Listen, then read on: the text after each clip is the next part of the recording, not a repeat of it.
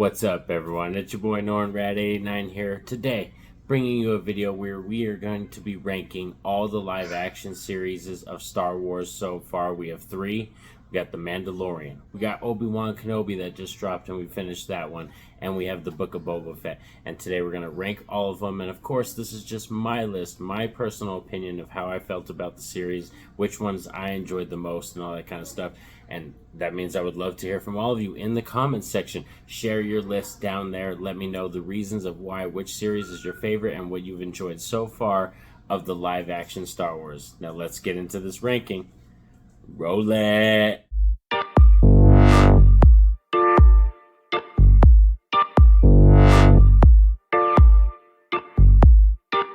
We have three live-action Star Wars TV shows so far, and Mandalorian does have a leg up above the others a little bit because it's got 2 seasons to enjoy so far. But we're just gonna clump them together and make them just the one show so far. So coming in the third spot for me is gonna be the Book of Boba Fett. And yes, Book of Boba Fett was one that I was excited for.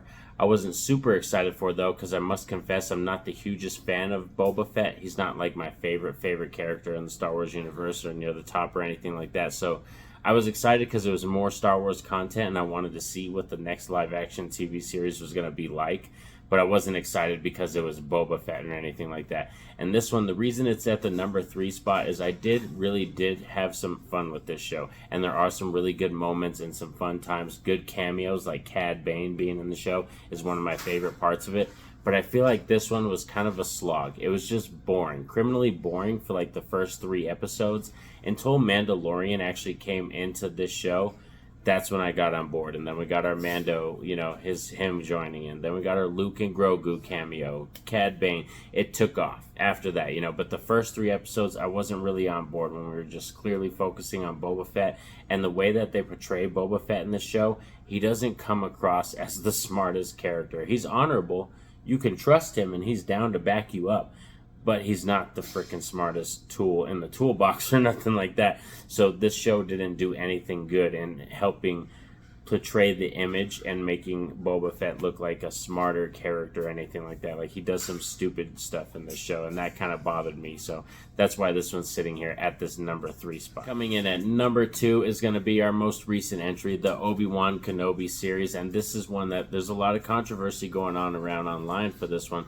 I've seen some people who really enjoy this one, some people who aren't on board. They're very disappointed with this series. I do like this series, and I was a bigger fan of it than Book of Boba Fett for sure.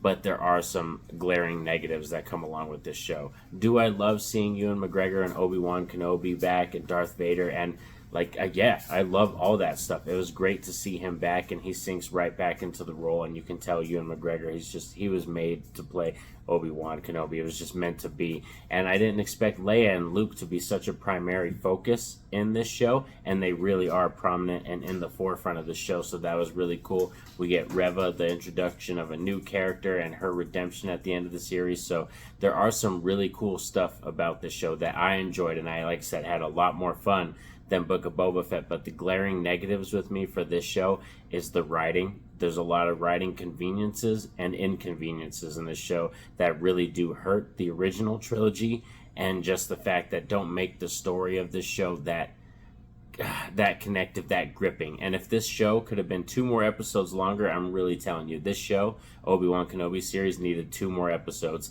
to breathe, to stretch out stuff, and to make stuff just feel more. Those potent emotional moments that hit in those last 2 episodes would be so much better if we had 2 more episodes to live and breathe with those characters and stretch out some of this story. But the writing, inconveniences definitely did hurt this show a little bit for sure. Coming in at number 1, the top dog, and so far, in my opinion, the best of the live-action Star Wars TV shows we've gotten so far, and that's The Mandalorian. The Mandalorian is easily the top dog so far. What it does that the other ones don't is it really does introduce a lot of new characters and a new realm that we aren't accustomed to seeing as Star Wars fans. Yes, if you're into reading the Star Wars novels and all that kind of stuff, or you have Star Wars comics, you'll know a lot about the stuff they're talking about in this show. But to people that just enjoy the movies and stuff like that, diving into the Mandalorian lore the culture, the crime syndicate world. All this is new territory, and it's done very well in the Mandalorian TV show. And I think this show has the best writing, the best direction in terms of just focus and story wise. Some of the episodes could feel a little episodic and feel like, oh, it's just kind of, oh, here's our beginning, here's our problem, it's fixed in 30 minutes kind of thing. Like that kind of happens a lot in the Mando show, I would say. But all those moments, the Grogu moments, the Luke Skywalker moments, Mando with the dark saber, all those kind of things, it just elevates this show, and it does make the lore and all the other movies and stuff around it better. And I think that's what Mandalorian does, that has a leg up compared to Book of Boba Fett and Obi-Wan Kenobi. But I'm still excited, and I'm enjoying the show so far. I would say quantity doesn't always equal quality, and I told people that when we were diving into this new Disney era of Star Wars that we are going to be getting a lot of content, but that doesn't always mean quality. But we'll see what happens next with, I think it's Cassian, the Andor TV show, drops in August. That's going to be coming. And then, of course, Mandalorian Season 3. I don't know when that drops. I think that one drops later this year, like in the winter time, I think. But, yeah, let me know in the comment section what you think so far of the Star Wars live-action TV shows. Are you on board right now? Which one did you enjoy the most? And like I said, how are you feeling about the future ones coming in the project? And don't forget to like and subscribe, and don't miss a thing on the channel, because we're going to be continuing our Friday the 13th review series, continuing that retrospective review, going back on that. And I got some other videos and some other stuff from maybe Arrow Video coming too, so hopefully I'll have that later this week. Have a safe and happy day, everyone. Peace out.